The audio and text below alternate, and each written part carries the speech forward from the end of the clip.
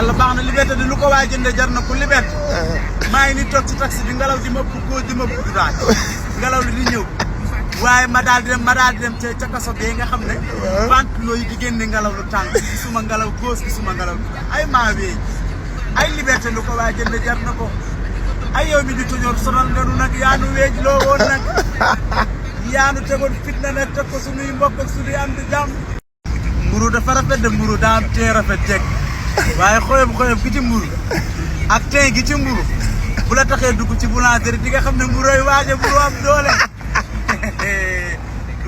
duggal ci boulangerie boo duggee ci boulangerie di nga xam ne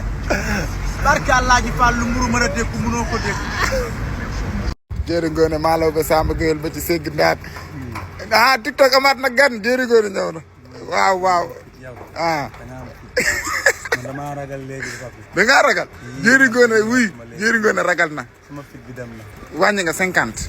100% yëpp dem na